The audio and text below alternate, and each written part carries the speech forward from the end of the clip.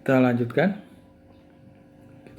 kuliah termo fundamental kita untuk program S2 Teknik Kimia ini. Kalau tidak salah kita sudah sampai ke video yang ketiga ya. Jadi 1 dan 2 kita sudah bahas hukum termodinamika 1 dalam rangka review termodinamika klasik. Nah, sekarang masih review termodinamika klasik, tapi kita sampai ke hukum termodinamika 2. Jadi video yang lalu, masih merah.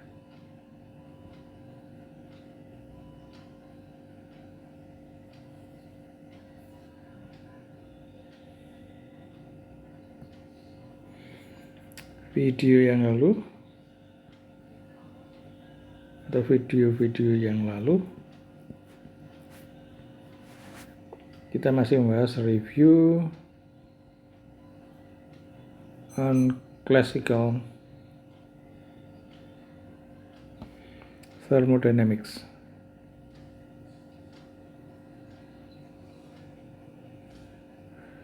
Kita sudah membahas mengenai hukum termodinamika 1 yang tak lain dan tak bukan adalah hukum kekekalan energi, atau bisa juga disebut mengenai kuantitas energi. Nah, kita sekarang lanjutkan kuliah kita pada video yang ketiga ini, yaitu tentang hukum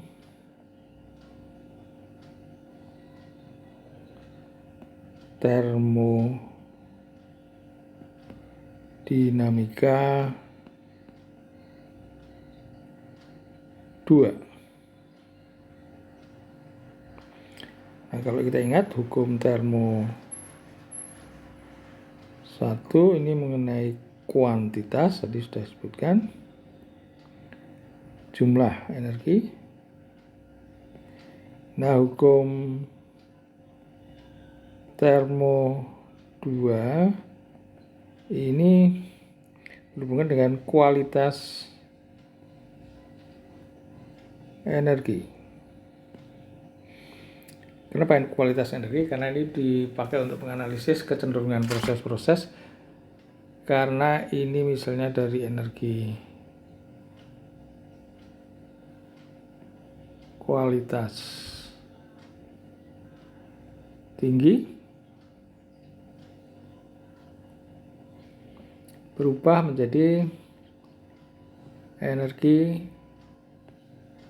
kualitas rendah, lebih rendah itu. Kemarin sudah kita katakan bahwa proses sana itu mudah, spontan bahkan. Tapi kalau ke sana mengubah dari kualitas rendah ke kualitas lebih tinggi itu sulit ya. Jadi kualitas energi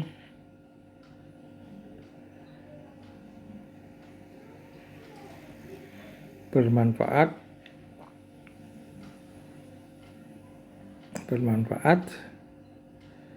untuk memprediksi kecenderungan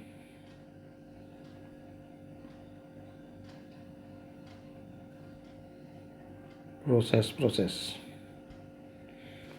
kemana-mana. Kemudian juga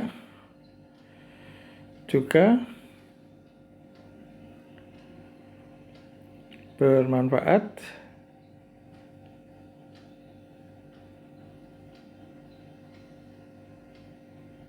untuk analisis kesetimbangan atau equilibrium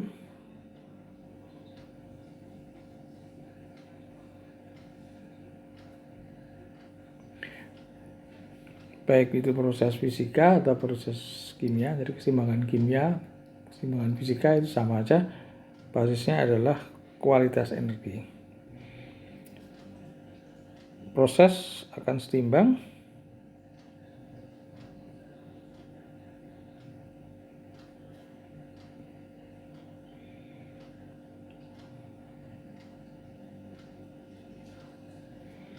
jika tidak terjadi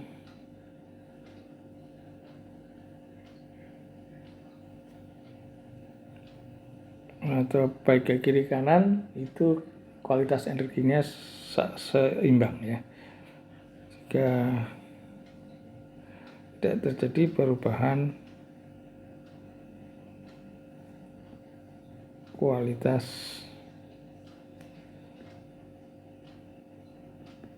di proses itu seimbang jika sebelum dan sesudah proses itu kualitasnya sama.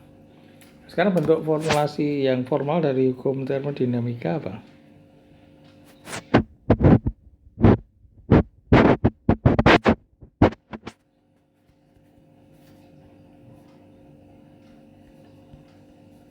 Ini lebih jauh abstrak daripada hukum termo 1. Kalau termo 1 itu jelas di nalar relatif nampak ya. Kalau ini agak ya imajinatif gitu. Bunyinya gimana?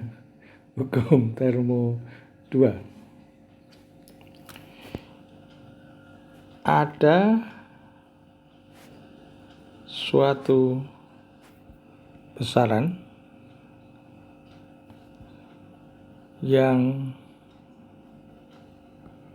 disebut entropi, simbolnya S biasanya, yang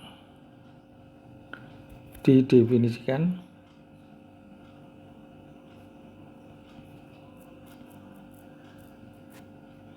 sebagai ini chips ini ya, ds dq reversible per t. S ini ada entropi ya.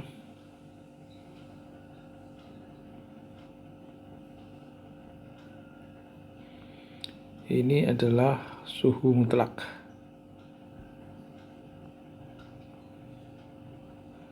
Ini adalah panas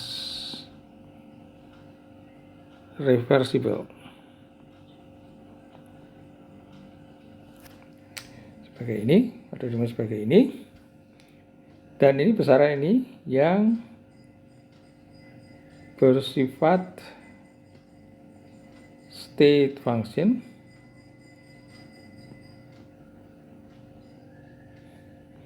dan bisa merefleksikan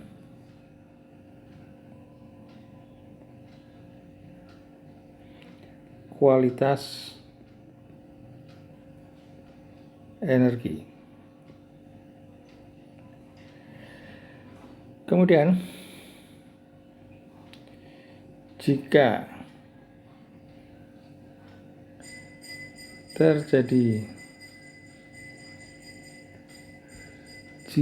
terjadi proses reversible,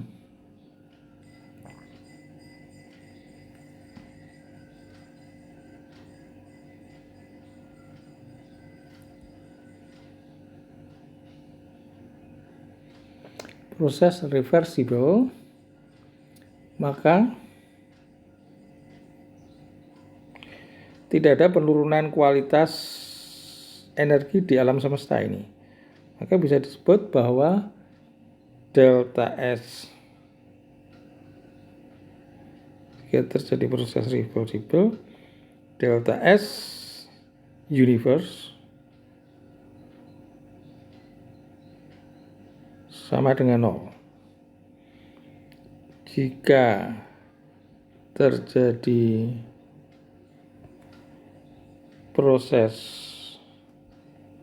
irreversible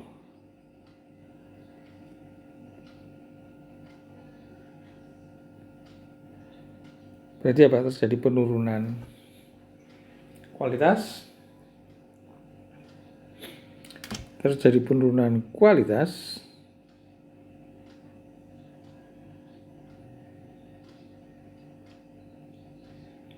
jika terjadi penurunan kualitas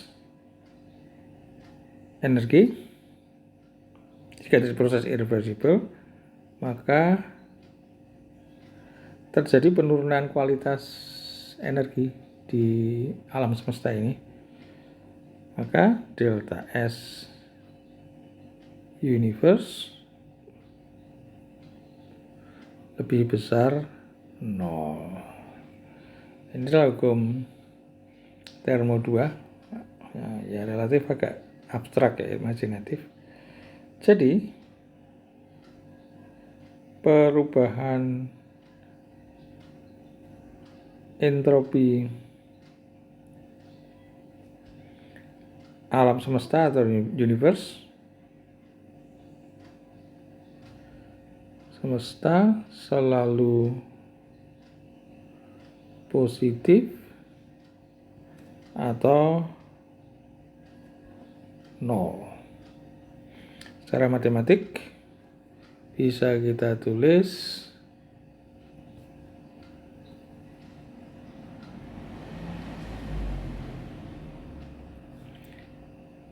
delta S universe alam semesta ya, ini selalu lebih besar atau sama dengan 0.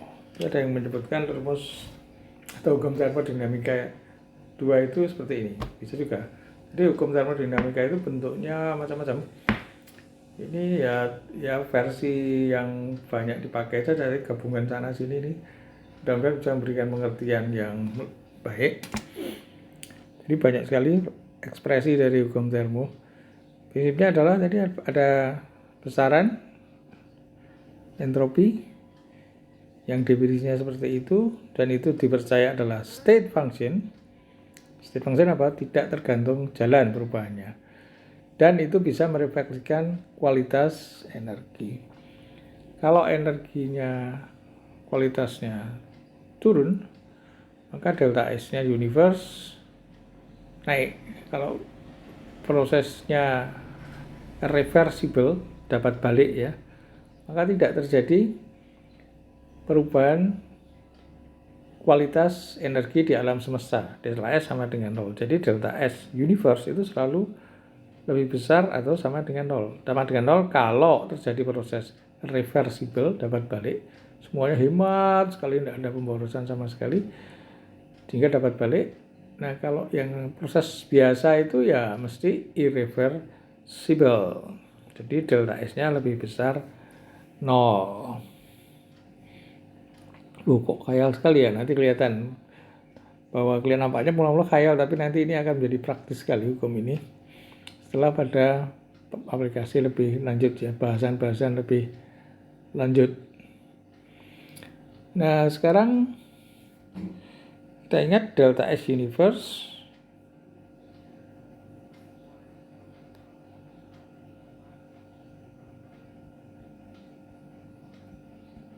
itu sama dengan delta S sistem yang kita tinjau plus delta S lingkungan.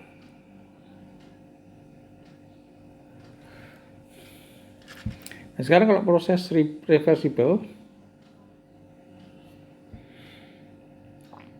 proses adiabatis reversible sekarang.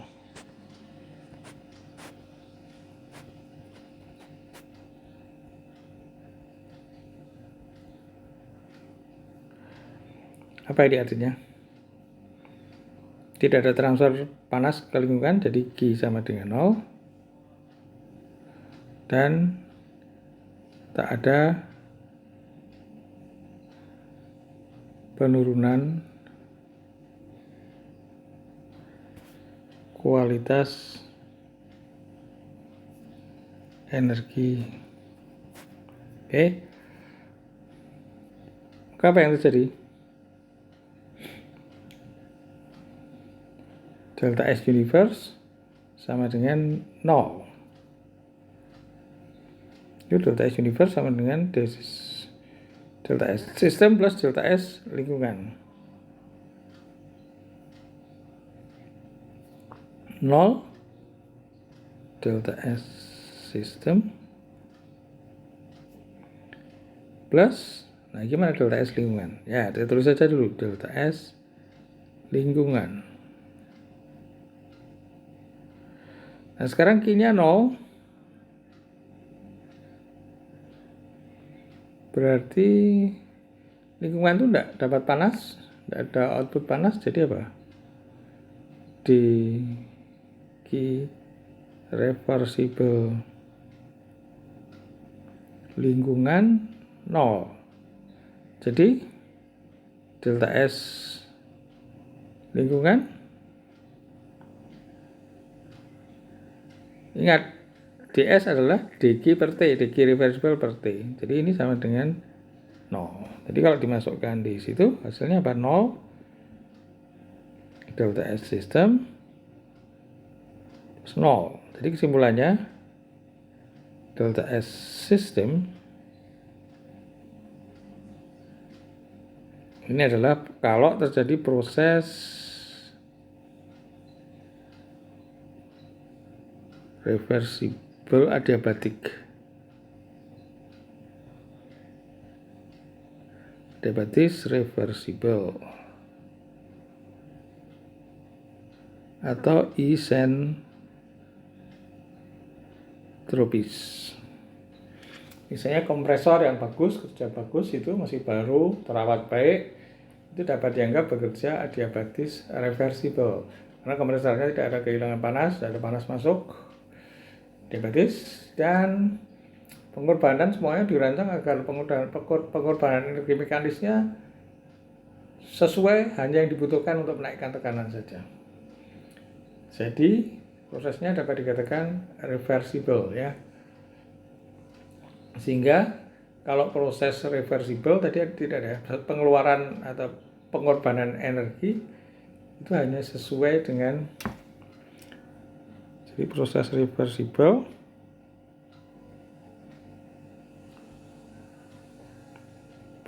pengorbanan ya energi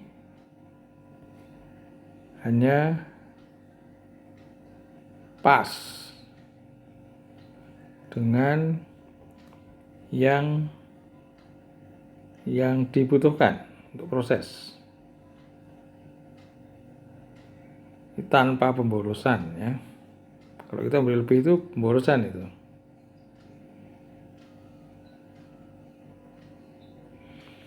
Di reversible itu harus dalam prosesnya itu kita memberikan entah energi atau apa itu harus pas sesuai kebutuhannya saja. Nah, kalau sesuai dengan kebutuhan nanti kalau dibalik ya bisa kita akan dapat energi tepat seperti pengorbanannya tadi. Nah kalau adiabatis reversible syaratnya tidak ada transfer panas ke lingkungan dan apa? Tadi tidak ada kelebihan energi.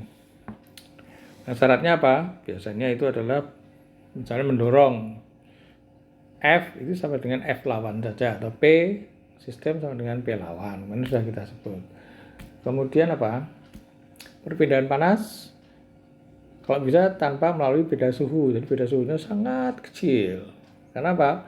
Kalau panas pindah dari suhu tinggi ke suhu rendah itu sudah terjadi penurunan kualitas energi panas itu.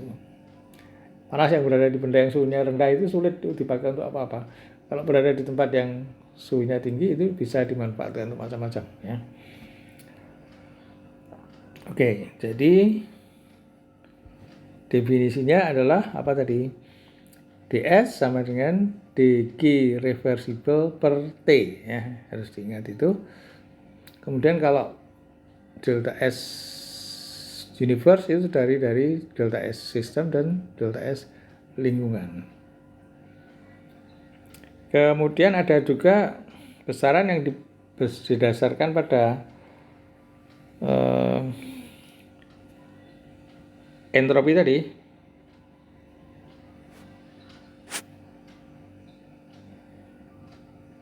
Besaran-besaran termodinamis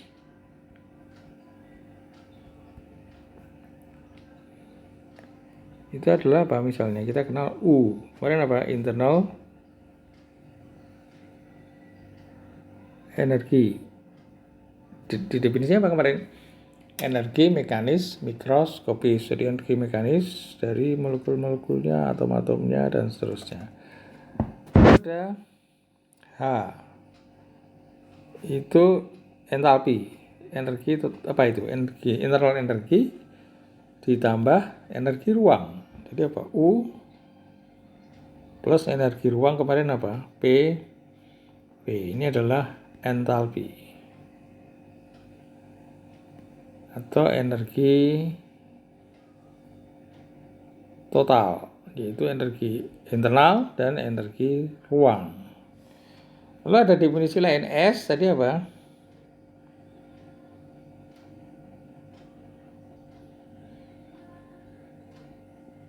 dq reversible per T. Reversible per T. Ini apa tadi? Entropi. Berdasar hukum Charles 2. Lalu besaran lain yang dijabarkan berdasar itu, yaitu apa? Misalnya adalah Gibbs free energy. Gibbs free energy adalah atau Helmholtz dulu aja. Helmholtz energy itu adalah apa? A sama dengan U min TS.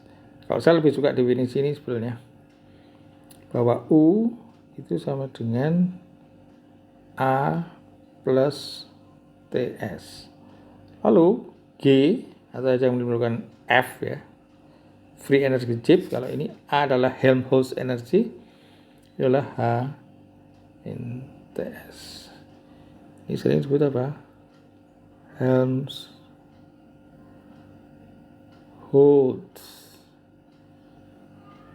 energy ya, free energy. Sehingga ini bisa juga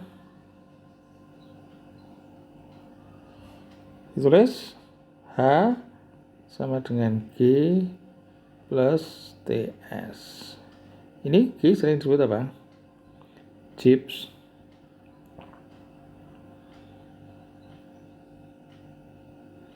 free energy.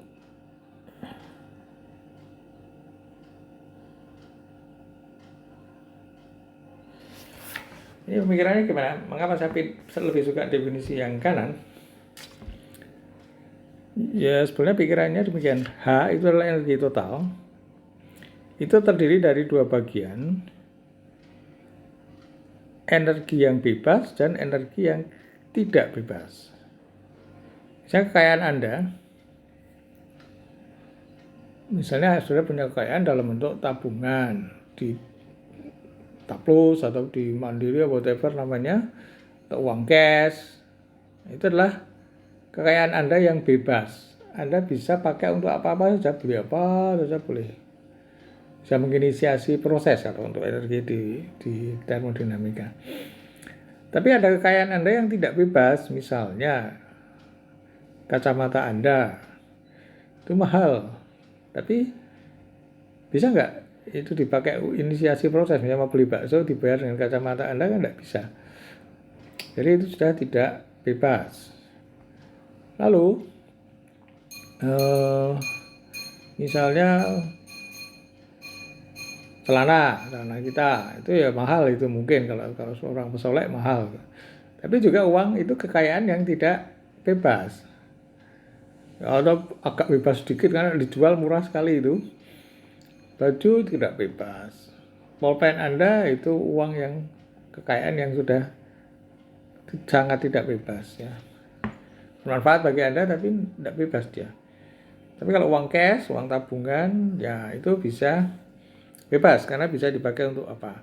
Nah, demikian pula energi. H itu terdiri dari dua komponen, yang bebas dan yang tidak bebas. Yang bebas itu adalah G, kalau misalnya H itu adalah G plus TS. G adalah yang bebas, maka disebut Gibbs free energy. Yang tidak bebas adalah TS, suhu kali entropi, karena S itu adalah entropi yang menyatakan tadi apa, kualitas tadi. Oke, jadi G plus TS, H itu adalah energi total, itu sama dengan yang bebas G, yang tidak bebas TS. Demikian pula internal energi, itu ada yang bebas yaitu A, Helmholtz energy, dan yang tidak bebas adalah T kali S. Kok bisa seperti itu ya? Ini khayalannya ini coba.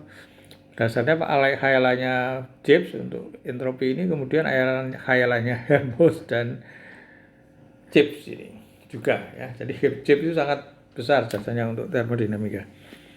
Kalau lihat aja abstrak, tapi nanti setelah sampai aplikasi akan kelihatan itu sangat bermanfaat ya. H.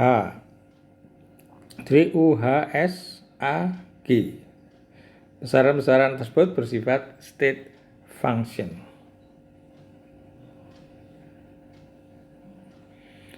Jadi UHSAG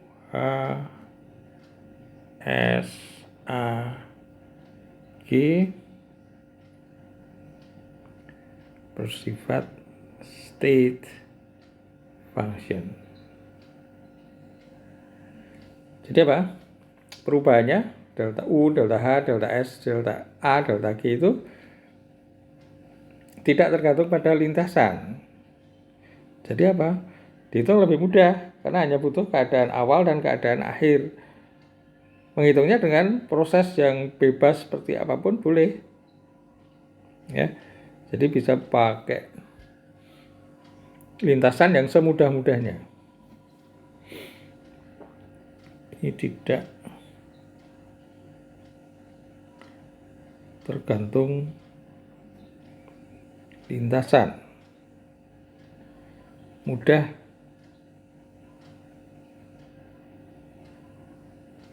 lebih mudah dihitung daripada yang non state function. Misalnya Q, W itu adalah non state function, butuh jalannya proses, sulit itu. Maka hukum termodinamika 1 menghubungkan antara perubahan state function dengan perubahan non-state function. Sehingga kita bisa menghitung perubahan non-state function berbasis perubahan state function yang lebih mudah dihitung. Lalu kalau yang ini, di hukum termo 2 itu state function yang lain-lain untuk apa toh? Nah, untuk mendeskripsikan kecenderungan proses-proses, itu nanti akan dilihat dari banyak parameter ini. Jadi kalau kita tidak hanya kecenderungan menghitung proses-proses yang lain, kesetimbangan dan sebagainya, itu syaratnya mungkin bisa dilihat dari sini. Jadi bisa dipakai besaran-besaran tersebut yang mudah dihitung tadi, mudahnya tanda petik ya, karena juga kalau bisa dikatakan sulit juga bisa karena rumusnya juga sulit ya, tapi lebih mudah daripada Q dan W ya. Yang mudah dihitung tersebut sangat bermanfaat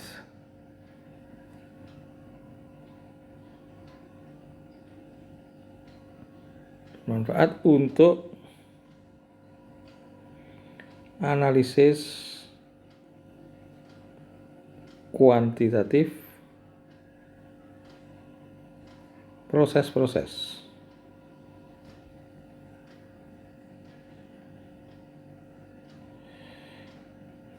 Oke. Jadi kalau hitung termodinamika itu apapun itu dihitung basisnya ke bawah ke U, H, S, A, G, delta H, delta U, delta S, delta A, delta G. Lalu problemnya untuk bisa aplikasi itu berarti apa? Bagaimana menghitung perubahan besaran-besaran termodinamis tadi,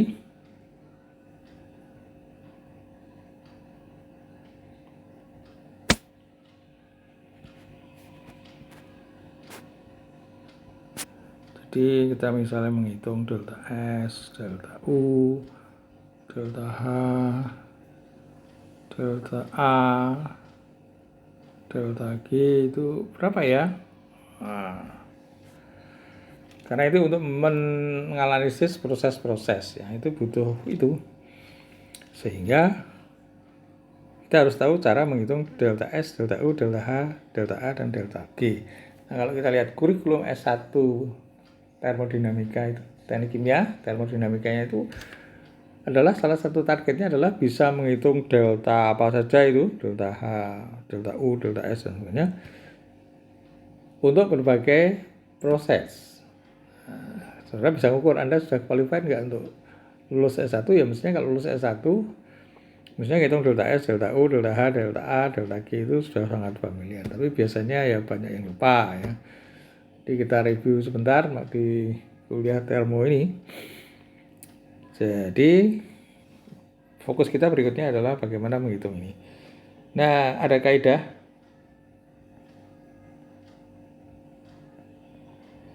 semua perubahan besaran-besaran termodinamis yang di atas tadi bisa dihitung jika tersedia dua hal. Yang pertama adalah equation of state atau hubungan P, T, tekanan, volume, dan suhu. Ini gas ideal, PV sama dengan nRT. Ini adalah salah satu equation of state yang sangat sederhana. Dan yang kedua dibutuhkan apa? Kapasitas panas. Itu apa? Cp tadi ya. Nah, ini prinsipnya kalau orang yang bisa termodinamika itu harusnya bisa menghitung delta apa saja jika diberi equation of state dan kapasitas panas. Nah, supaya sayangnya di buku-buku S1 atau di pendidikan S1 termodinamika itu kebanyakan tidak belajar bagaimana menghitung ini, tapi menghitungnya pakai grafik ya, misalnya steam diekspansikan ini berapa delta H-nya, berapa delta S-nya, nah, itu ada grafiknya, itu Molière diagram. Udara ada diagramnya, lalu metan ada diagramnya. Nah, memang itu praktis, itu buku-buku zaman kuno ya, karena ngitung itu sulit nanti. Kalau komputasi relatif sulit, sekarang komputasi lebih mudah, jadi mestinya kita pakai asas ini, kita bisa menghitung delta S, delta U, delta H, dan seterusnya untuk proses perubahan proses apa saja, proses perubahan apa saja jika tersedia equation of state dan kapasitas panas. Bagaimana caranya? Nah, ini.